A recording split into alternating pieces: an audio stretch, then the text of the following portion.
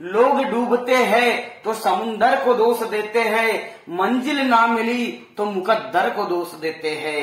खुद तो संभल कर चलते नहीं लोग, खुद तो संभल कर चलते नहीं लोग, जब ठोकर लगती है तो पत्थर को दोष देते हैं। नमस्कार दोस्तों, मैं शेखर कुमार स्वागत करता हूं अपने YouTube channel technical coaching classes Harda में। आज मैं 25 प्रश्न सीरीज जो है उसका 12वां एडिशन आपके सामने लेकर आया हूं। तो कृपया यदि मेरे चैनल पे आप नए हो तो कृपया सब्सक्राइब कीजिए, चैनल को जो है अधिक से अधिक लोगों को शेयर कीजिए, वीडियो को लाइक कीजिए और कमेंट बॉक्स में अपनी क्वेरी जो है नोट करवाइए। तो चलिए स्टार्ट करते हैं। सबसे पहला क्वेश्चन हमारे पास में है कि दाढ़ी बनाने की मशीन जो शेविंग मशीन होती है उसमें कौन सी मोटर का उपयोग किया जाता है। दाढ़ी बनाने की मशीन में कौन सी मोटर का उपयोग किया जाता है? तो इसका राइट आंसर क्या आएगा? सार्वभौमिक motor, shaded pole motor, reluctance motor या कैपेसिटर मोटर। इसका राइट आंसर क्या आएगा? Universal motor. यूनिवर्सल मोटर क्योंकि एकमात्र ऐसी मोटर है जो एसी और डीसी दोनों पर काम करती है। तो इसका राइट आंसर क्या आएगा? Universal motor. यूनिवर्सल मोटर का उपयोग दाढ़ी बनाने की मशीन में किया जाता है। अगला क्वेश्चन हमारे पास चुंबकीय प्रवाह घनत्व के लिए इकाई है। चुंबकीय प्रवाह घनत्व के लिए इकाई है।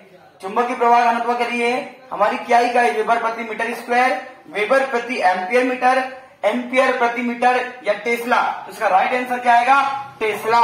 टेस्ला जो होती है चुंबकीय प्रवाह घनत्व के लिए या मैग्नेटिक फ्लक्स डेंसिटी जो है उसकी यूनिट होती है। अगला क्वेश्चन है हमारे पास में कि निम्न में तापमान बढ़ने पर प्रतिरोध घटता है।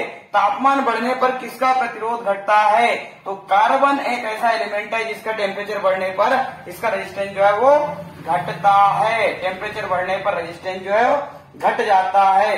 अगला है हमारे पास में कि चुंबकीय परिपथ में प्रतिरोध के अनुरूप कार्य होता है। In the magnetic circuit the resistance was carried out, permittance, reluctance, impedance या नन ऑफ दिस या नन ऑफ एबो। तो इसका राइट आंसर जो आएगा वो हमारा क्या आएगा?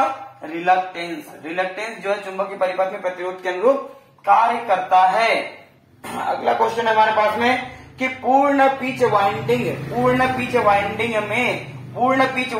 में क्या होता है दोस्तों?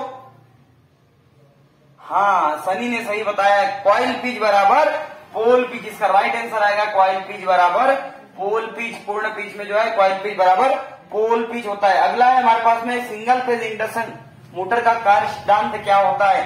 तो सभी ये जानते हैं कि सिंगल फेज इंडक्शन मोटर जो है इलेक्ट्रोमैग्नेटिक इंडक्शन के सिद्धांत पर मतलब फैराडे के विद्युत चुंबकीय प्रेरण के सिद्धांत पर काम करती है। सिंगल फेज मोटर जो है हमारी फैराडे के विद्युत चुंबकीय प्रेरण के सिद्धांत पर काम करती है। अगला है कौन सा नियम बताता है कि प्रत्येक बंद परिपथ में सभी वोल्टेज हास्य का योग 0 के बराबर होता है।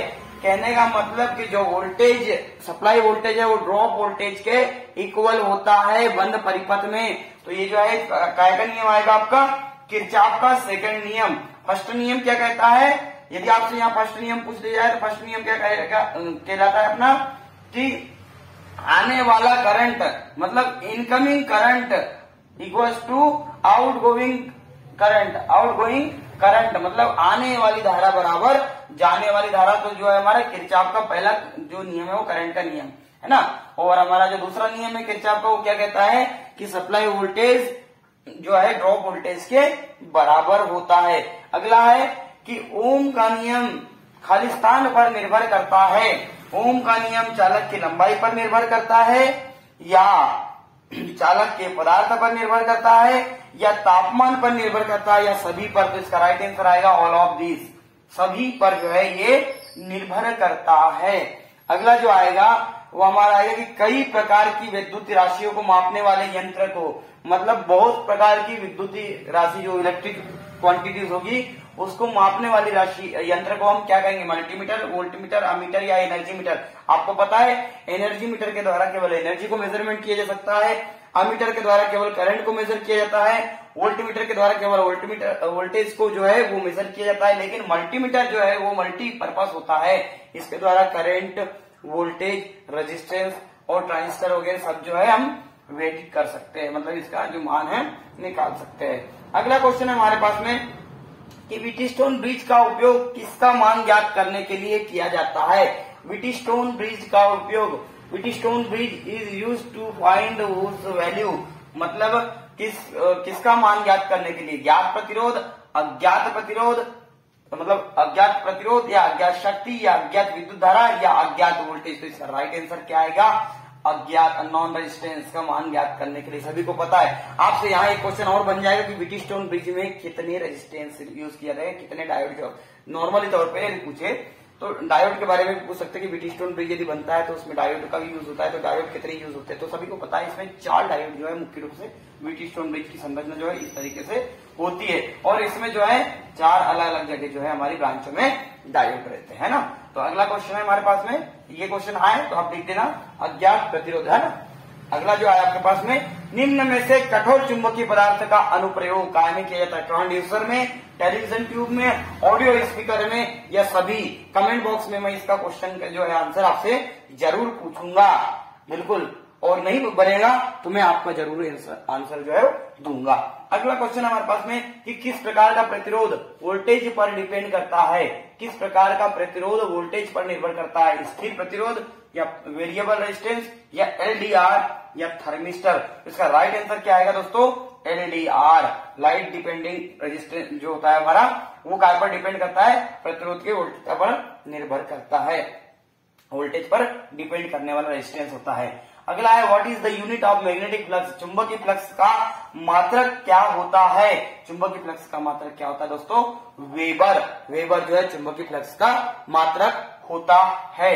अगला क्वेश्चन है हमारे पास में कि ओम के नियम का सही रूप क्या है, आई बराबर V R, V direct proportional to I, V is equal to I R, या अबोव B एंड C। इसका राइट आंसर क्या आएगा, B व C दोनों, V प्रोपोर्शनल I, मतलब voltage direct proportional to current होता है, या हम कह सकते हैं V बराबर आई आर। तो इसका राइट आंसर क्या आएगा, अबोव B एंड C जो है इसका राइट आंसर आएगा। अगला क्वेश्चन हमारे पास में कि श्रेणी परिपथ में सभी प्रतिरोधों में प्रवाहित होने वाली विद्युत धारा का मान क्या होगा, समान होगा, असमान होगा, सामान्य से 2 गुना होगा, या कोई नहीं। तो सीरीज सर्किट जो भी रहते हैं, इसमें जो रेजिस्टेंस है तो इनमें जो करंट फ्लो होगा, सब में आई करंट है तो आई करंट ही इसमें R1 में भी फ्लो होगा, R2 में भी फ्लो होगा, अदरवाइज जितने भी रेजिस्टेंस लगा है सब में जो है समान करंट फ्लो होगा। सेम इसका जो है राइट आंसर आएगा। अगला क्वेश्चन हमारे पास में, सिंगल फेज इंडक्शन मोटर को स्टार्ट करने की सबसे सस्ती और उपयुक्त विधि कौन सी है, सिंगल फेज मोटर को स्टार्ट करने की सबसे सस्ती और उपयुक्त विधि कौन सी है, इसमें से बताइए। सभी अपने घरों में यूज करते हैं, हाँ, इसकी सबसे सस्ती विधि कौन सी है, capacitor start method, capacitor start विधि जो है इसकी सबसे सरल विधि होती है।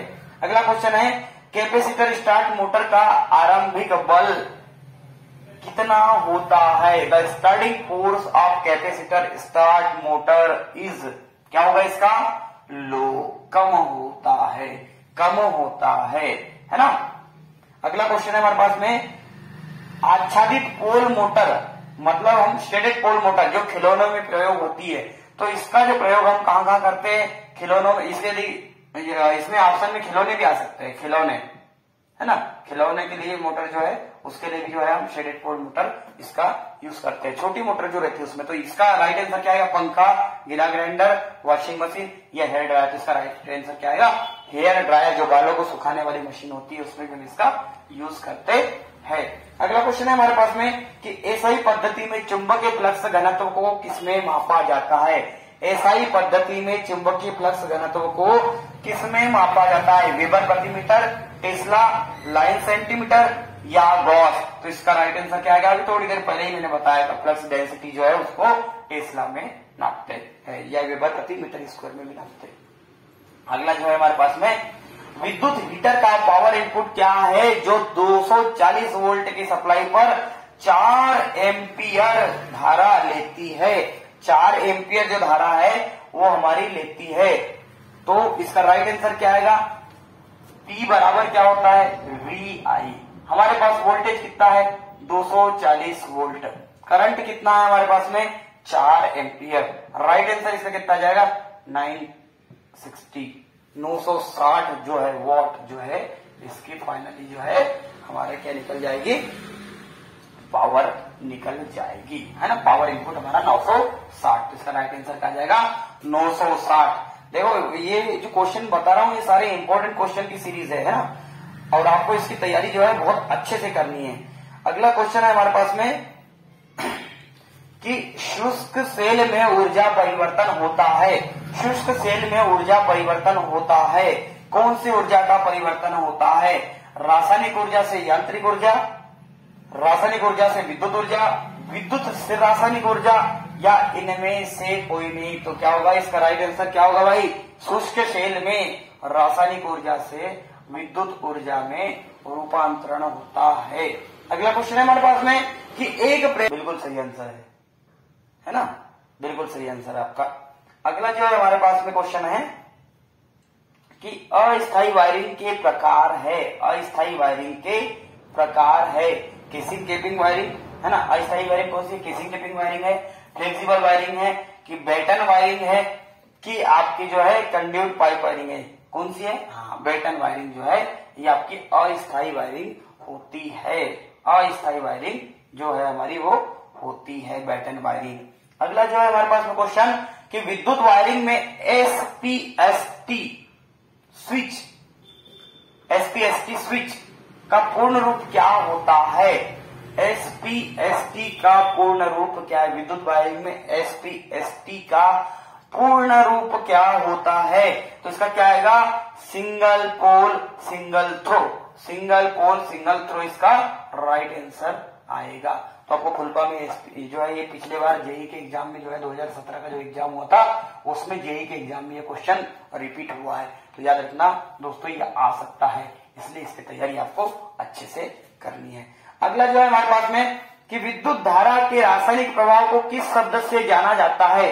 विद्युत धारा के रासायनिक प्रभाव को किस शब्द से जाना जाता है? इलेक्ट्रोड, विद्युतिक अपघटन, इलेक्ट्रोलाइट जिसको कहते हैं, एनोड या कैथोड। जल्दी बताओ इसका राइट आंसर भी बताओ भाई, क्या आएगा इसका राइट आंसर बताओ कि विद्युत धारा के रासायनिक प्रभाव को किस शब्द से जानेंगे? बिल्कुल हाँ, बिल्कुल सही आंसर बताया आपने। बताइए विद्युत धारा के रासायनिक प्रभाव को किस शब्द से जाना जाता है भाई?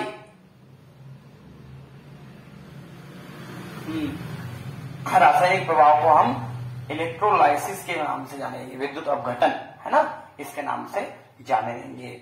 अगला क्वेश्चन है हमारे पास में कि भारतीय विद्युत नियम के अनुसार सॉकेट की क्षमता कितनी होनी चाहिए? भारतीय विद्युत नियम के अनुसार सॉकेट की क्षमता कितनी होनी चाहिए? तो कितनी होनी चाहिए भाई सॉकेट की क्षमता? सभी लोग जानते हैं इसको, 60 वाट, 100 वाट, 40 वाट या हाँ 40 वाट। वेरी गुड, सही बोला बिल्कुल आपने, आवेश में सही बोला, 40 वाट। अगला क्वेश्चन है हमारे पास में कि इनमें से कौन सी एक प्रकार की आंतरिक वायरिंग है? इनमें से कौन सी एक प्रकार की आंतरिक वायरिंग है? प्लेट वायरिंग, कंड्यूट वायरिंग, जल्दी बताओ, सीटीएस वायरिंग, यह सभी जल्दी। हाँ, नहीं बिल्कुल नहीं, क्लीट वायरिंग तो हाँ सही बोले, क्लीट वायरिंग ही जो है इसका राइट आंसर होगा। क्लीट वायरिंग जो है आंतरिक वायरिंग होती है। अगला जो है सेल को कैसे संयोजित करें ताकि उसकी एम्पियर क्षमता बढ़ जाए? सेल को कैसे संयोजित करें ताकि उसकी एम्पियर क्षमता जो है वो बढ़ जाती है? कैसे? समांतर में, सेलों को समांतर संयोजन करेंगे तो क्या होगा? पैरेलल ऑपरेशन में जो है इसकी एम्पियर कैपेसिटी जो है वो बढ़ जाएगी। अगला जो है एक 120 एम्पियर क्षमता बैटरी 8 एम्पियर की धारा कितने घंटे तक प्रवाहित करनी चाहिए? एक 120 एम्पियर आवर क्षमता की बैटरी 8 एम्पियर की धारा कितने घंटे तक प्रवाहित करनी चाहिए? 20 घंटे, 15 घंटे, 12 घंटे या 8 घंटे? हाँ, 15 घंटे जो इसका राइट आंसर आएगा दोस्तों। 15 घंटे जो है बिल्कुल सही बोला आपने, राइट आंसर आएगा। हाँ ठीक है। अगला जो है प्रत्यावर्ती धारा को दिष्ट धारा में परिवर्तित करने वाली युक्ति क्या कहलाती है? सभी को पता है, क्या कहेंगे इसको हम? रेक्टिफायर। रेक्टिफायर के द्वारा क्या करते हैं हम? प्रत्यावर्ती धारा को एसी को डीसी में परिवर्तित करते हैं। अगला क्वेश्चन है हमारे पास में, कौन सा नियम कहता है कि बंद विद्युत परिपथ में लगाया गया वोल्टेज ड्रॉप के योग के बराबर? अभी थोड़ी देर पहले बताया था, हाँ, किरचॉफ का दूसरा नियम, second law of Kirchhoff second law, है ना, बिल्कुल सही है। लेग्रांसी सेल में मैग्नीज डाइऑक्साइड का प्रयोग, लेग्रांसी सेल में मैग्नीज डाइऑक्साइड का प्रयोग धनायन की वृद्धि हेतु, ऋणायन की वृद्धि हेतु, या ऑक्सीकरण द्वारा, या सेल की चालकता बढ़ाने के लिए, वेरी गुड, सेल की चालकता बढ़ाने के लिए जो है मैग्नीज डाइऑक्साइड का प्रयोग किया जाता है। अगला जो है हमारे पास में क्वेश्चन कि डायक एक स्विच है एसी से एसी, डीसी से डीसी, या मैकेनिकल, या नेदर ऑफ द अबो, उपरोक्त में से कोई नहीं। क्या आएगा इसका? DC to DC. डायक जो होता है एक स्विच होता है, डीसी टू डीसी स्विच होता है, कन्वर्टर जो बोलते हैं अपन। फिर converter AC to DC by, converter जो होता है हमारा एसी टू डीसी बाय, जो हमारे से पूछ रहा है ना, हाँ बताइए, अल्टरनेटर